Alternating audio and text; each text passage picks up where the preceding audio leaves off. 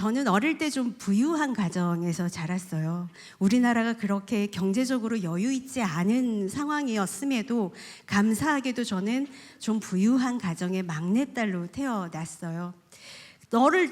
저를 정말 너무너무 아끼셨거든요. 우리 아버지는 이 손톱 끝으로, 이 손가락 끝으로 어깨 한 번을 안 밀어보셨어요. 한 여름에 떼약볕에 아이를 내놓지 않으셨어요. 사탕처럼 녹아버릴 거라고 이야기를 하셨어요.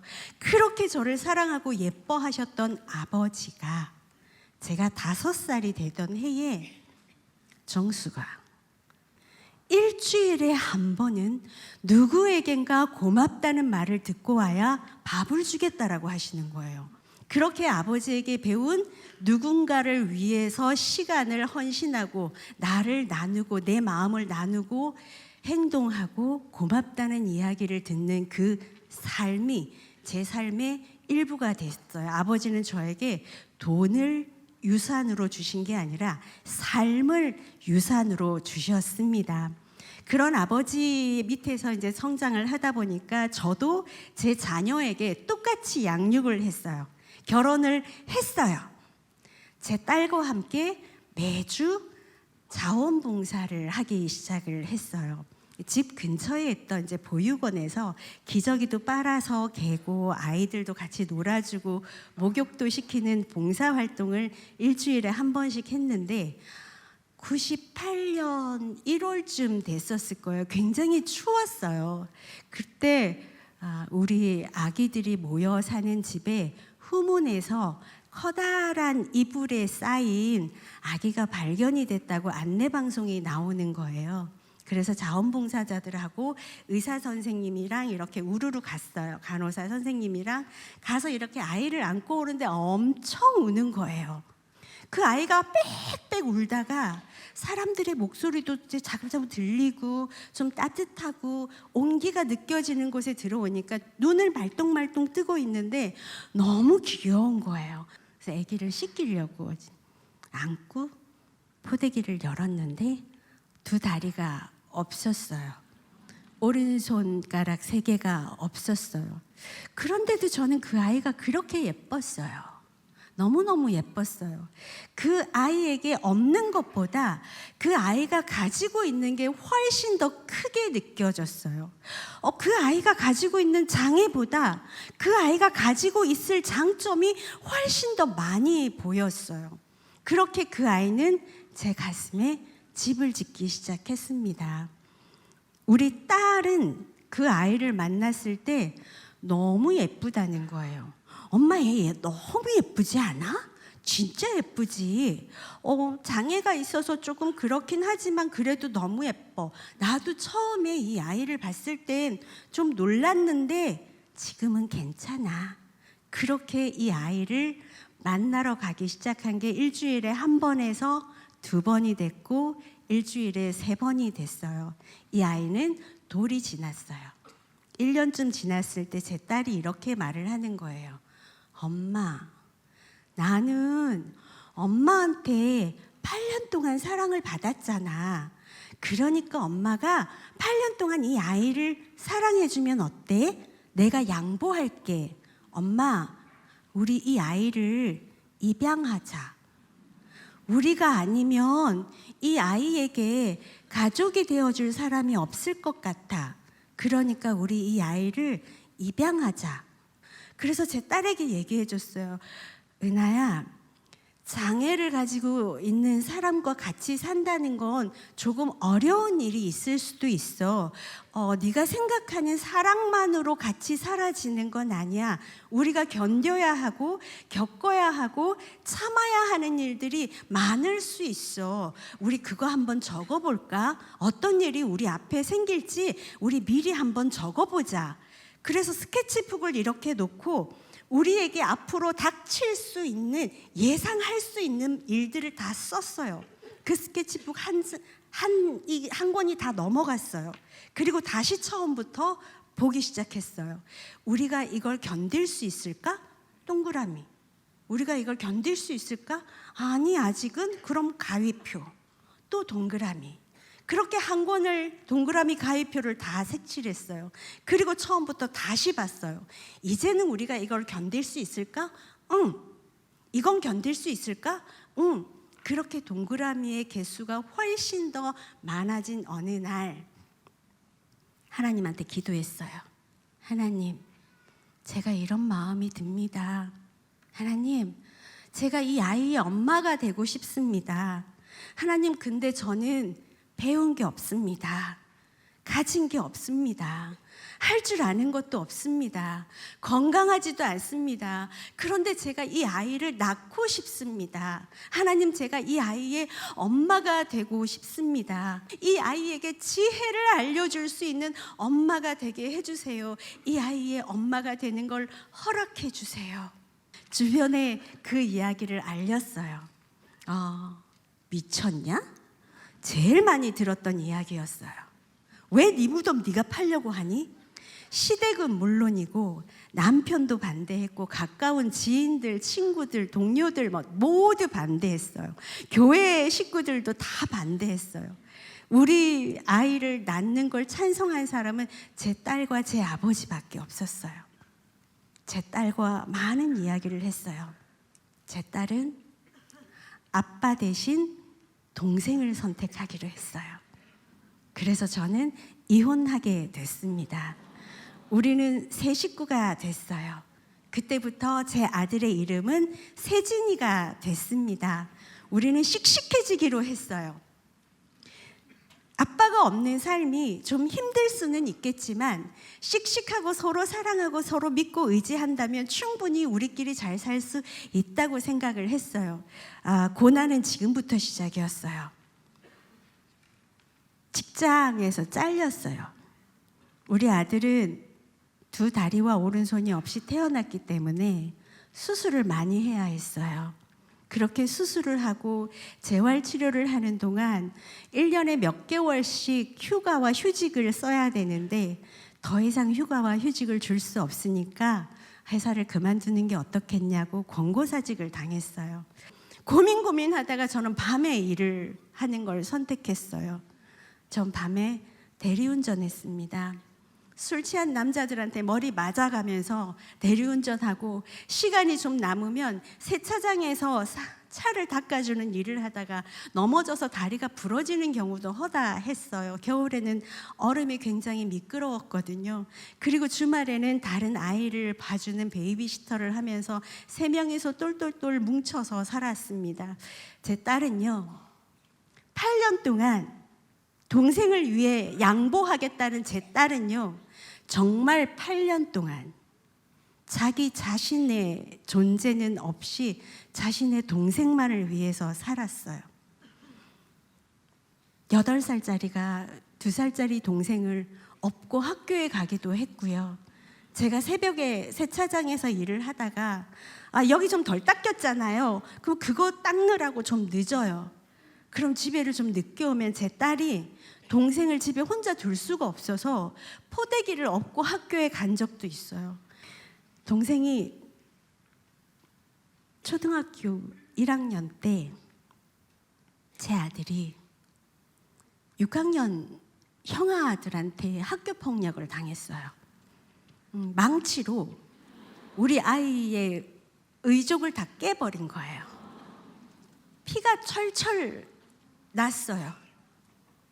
근데 저는 그 아이들을 용서했어요.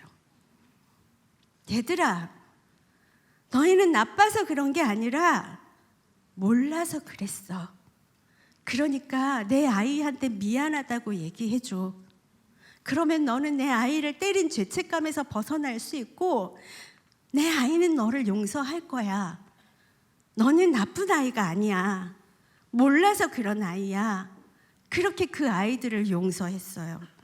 그 모습을 본 제 딸이 엄마, 용서가 돼? 미안하다고 하면 다야? 쟤들이 또 안 그런다는 보장이 어딨어? 엄마는 가서 돈 벌어. 내가 동생 지킬 거야. 내 동생 내가 지킬 거야. 중학교 1학년에 학교를 그만뒀습니다. 자퇴를 했어요. 자퇴를 하고 초등학교 1학년 동생의 손을 잡고 6년을 초등학교를 다시 다녔어요. 동생을 1학년 일반 교실에 넣어놓고 지는 그 신발장 거기에 이렇게 앞바다리하고 앉아가지고 누가 지 동생 이름만 부르면 누구야? 이러고 막 쫓아갈 정도로 6년 동안 신발장에서 동생과 함께 그 동생이 자랐어요. 제 딸은 20살이 됐습니다. 20살 제 딸에게 남은 건 초등학교 졸업이 전부입니다. 그렇게 동생을 위해서 자신의 삶과 자신의 시간과 학교와 친구와 모든 걸 희생했어요. 그렇게 희생하고 배려하고 양보하는 이 아이를 하나님은 엄청난 축복으로 채워주셨어요. 하나님은 제 딸에게 남들이 뭐라고 얘기를 하고 뭐라고 놀려도 그거를 긍정적으로 받아들이는 마음을 주셨어요. 동생 그렇게 예쁘게 업어서 키운 그 동생은 수술을 계속 해야 해요. 왜 하냐면 뼈가 살을 밀고 나와요.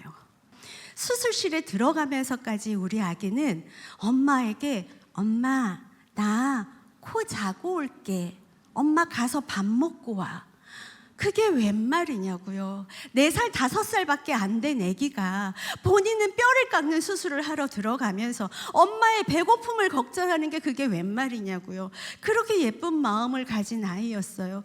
세상의 사람들이 그렇게 노력해서 나간 우리 아이들에게 칭찬의 말 하지 않았어요. 위로의 말 하지 않았어요. 아유 대단하다. 그 무거운 거를 끌고 어떻게 다녔니? 그렇게 말하지 않았어요. 세상 사람들은 우리 아이에게 모진 말만 했어요. 그 세상의 거절과 고난과 핍박과 그 많은 아픔들을 가슴에 꼭꼭꼭 재워서 걸음으로 만든 이 아이는 거기에 수영이라는 꿈을 심었고요. 수영 선수가 됐습니다. 장애인 수영 선수 생활 7년 동안 150여 개의 메달을 받았고 그 중에 120개가 금메달입니다.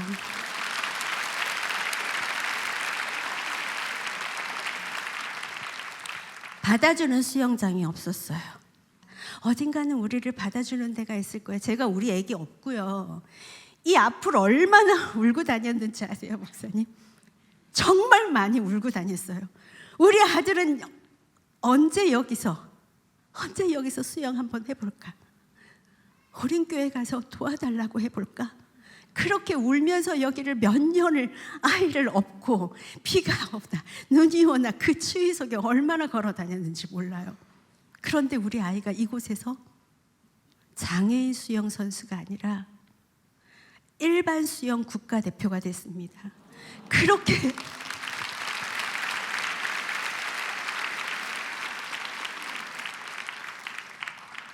장애인이라는 계급장을 떼고 정정당당하게 비장애인과 겨루어서 내가 잘할 수 있는 일을 찾아보겠다고 했어요. 본인의 꿈이었던 장애인 올림픽에 출전을 못하게 되자 그 자리에서 포기하고 좌절하고 넘어져 있는 게 아니라 자신의 한계를 세상의 기준에 두는 게 아니라 내 한계는 하나님만이 아시는 거야 라는 그 믿음을 가지고 노력했어요. 믿는 자에게 능치 못함이 없다 하셨잖아요. 믿기만 해도 능치 못함이 없는데 노력하면 얼마나 더 큰 능력을 주실까 생각했어요. 하루도 쉬지 않았어요. 왜? 2다리와 오른손이 없었기 때문에, 남들에 비해서 30%밖에 없었기 때문에 30배의 노력을 했습니다. 상상할 수 없는 꿈을 꿨기 때문에 상상할 수 없는 노력을 해서 세계 최초로, 남자 장애인 세계 최초로, 대한민국 최초로 장애인이 일반 올림픽 최종 예선전에 출전을 할 수 있게 됐습니다. 혹시 사진 있는데 한 번만 보여주시겠어요? 전 세계에 70명만 참가할 수 있는 저 시합에 이 다음 사진은 더 멋져요. 장애인으로서는 제 아들 혼자 출전을 할 수 있게 되었습니다.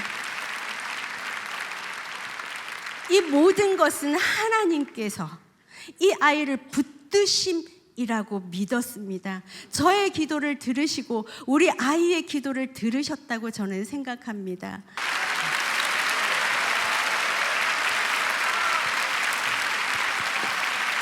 네. 안녕하세요. 반갑습니다. 네, 저는 양정숙 어머니의 아들 김세진이라고 합니다. 반갑습니다. 네, 어머니가 앞에서 너무 이제 저희의 과거의 이야기를 잘 얘기해 주셔가지고, 그리고 저를 너무 멋있게 소개를 해주셔가지고 제가 지금부터 어떤 말을 해야 될지 굉장히 좀 떨리는데, 제가 오늘 오면서 계속 기도를 했었거든요. 멋있는 강연이 아니라 정말 전심을 다한 간증이 되게 해주세요 라는 마음으로 오늘 이 자리에 왔고요. 어머니의 말씀대로 저는 의족을 가지고 이제 다양한 도전을 했고, 그 이후에 마지막으로 이제 올림픽을 마무리를 하면서 수영 선수를 은퇴를 했습니다. 네, 사람들이 많이 궁금해 하더라고요. 너무 그늘없이 자라서 마냥 좋은 엄마, 되게 부유한 가정에서 자란 것 같다고. 근데 저희는 그늘이 없는 이유가 참 셋이서 마주보면서 행복하게 잘 그 시간을 버텨왔던 것 같습니다. 고난받음이 내게 유익이라 이로 말미암아 주의 율례를 내가 배웠노라. 그 말이 참, 저 이제 28살 살았거든요. 앞으로 더 많은 일들이 있을 거고, 더 많은 시련도 있을 때고, 더 많은 아픔도 있겠지만, 그 28년의 시간, 많은 사람들로부터 거절당하고 누군가로부터 나를 증명해야만 살아남을 수 있었던 그 시간들을 견딜 수 있게 해줬던 것이 아닌가라는 그런 생각을 합니다. 하지만 저는 다음 세대만큼은 조금은 덜 아팠으면 하는 바람입니다. 이런 제가 아직까지 결혼할 나이는 아닌 것 같아서 내 삶을 누구에게 물려줄 수 있을까라는 생각을 해봤거든요. 근데 그러한 생각을 하다가 너무 먼 미래인 것 같은 거예요. 그래서 우연히 다른 분을 찾아서 간 한 행사에서 많은 분들이 아이를 후원하고 있는 모습을 봤어요. 그리고 그때 당시에 이제 저의 책이 나왔었는데, 인쇄비 정도면 이 아이를 후원할 수 있지 않을까라는 생각을 해서 사연을 엄마랑 합의도 안 하고 협의도 안 하고 썼어요. 아픈 아이를 후원하고 싶습니다 라고 사연을 썼고, 그때 당시에 그 기관에 소속되어 있던 한 아이가 소속된 지 일주일도 안 됐는데 사연을 쓴 거예요. 튼튼한 다리와 튼튼한 형을 갖고 싶어요 라고. 그때 당시에 그 아이는 인도네시아의 순바라는 섬나라에 살고 있는데, 지금은 관광지로 너무 이뻐졌지만 전기도 물도 잘 들어오지 않는 섬나라에 사는 아이였어요. 그 아이가 오토바이 사고로 다리를 다쳤고 병원을 가면 나을 수 있는데, 그때 당시에 아이를 무당에게 맡긴 거예요. 무당이 아이의 다리에 대나무 이파리를 감싸서 다리가 썩어서 절단을 할 수밖에 없었어요. 그때 그 아이가 처음으로 그 기간을 통해서 하나님을 만나게 됐고, 첫 기도가 튼튼한 다리와 튼튼한 형을 갖게 해주세요 였던 기도였고, 저는 그 당시에 저의 다리를 물려줄 수 있는 동생을 만나고 싶어요 라는 그 사연이 미국으로 전달돼서 저희가 딱 만났습니다. 그래서 그때 당시가 16년 전인데, 그 아이를 편지를 받는 순간 제가 끼던 의족을 가지고 무작정 찾아갔어요. 못 버리고 있었거든요. 너무 비싸서. 그래서 그 의족을 가지고 가서 아이를 만나고 아이의 다리를 갖다 댔는데, 발 사이즈랑 발 그 키 높이까지 똑같은 거예요.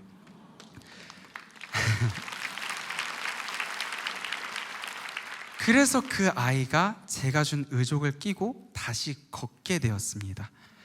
근데 그렇게 이야기가 끝이 날 줄 알았는데, 그 아이와의 인연이 시작이 되었고, 한 사람, 제가 엄마를 만난 것처럼, 제가 하나님을 만났던 것처럼 나를 믿어주는 한 사람, 그리고 나를 밀어주는 한 사람 덕분에 제가 그 아이의 삶에 밀어줄 수 있는 사람이 되었고, 그 아이는 이번에 대학교를 졸업을 했습니다. 네, 그때 당시 7살이었던 아이가 이제 대학을 졸업을 했던 거죠. 저는 몰랐어요. 그냥 매달 다달이 편지 쓰고 아이에게 후원을 하면 아이가 잘 자라고 있겠지라고 생각을 했는데, 그 아이는 그 감사함을 단 한 번도 잊은 적이 없더라고요. 그리고 우리를 위해서 항상 기도하고 있었고, 언제나 자신이 할 수 있는 최선을 다하면서 삶을 살아가고 있었어요. 참 신기한 게, 늪지대에 빠져서 허우적거리다 보니까 어느 순간 헤엄이 쳐지더라고요. 물론 속도는 나지 않겠죠. 그리고 헤엄을 치고 있으니까 더 가라앉지는 않겠죠. 누군가가 먼저 그 늪지대를 벗어나는 날이 오면 다시 뛰어드는 게 아니라 더 멋지고 튼튼한 동아줄 하나 들고 가족들을 구할 수 있는 그러한 날을 기대하면서, 저는 지금의 청년들을 키워가시는 많은 부모님들이 지금의 어려운 시간을 견딘다고 생각을 하는데, 그 시간 가운데서도 언젠간 다시 그 늪지대를 나오는 날이 모든 가정에게 있을 거라고 생각을 하고, 그리고 아이들에게도 그런 부모님을 조금만 더 믿어줬으면, 부모님이 나를 믿어주고 밀어주는 것처럼 나도 내 부모님을 조금 더 믿어주고 밀어줄 수 있으면 더 하나님 보시기에 아름다운 가정들이 되지 않을까라는 생각을 하면서, 감히 28살 산 제가 오늘 감사한 마음으로 제 마음을 전하고 싶습니다. 네, 감사합니다.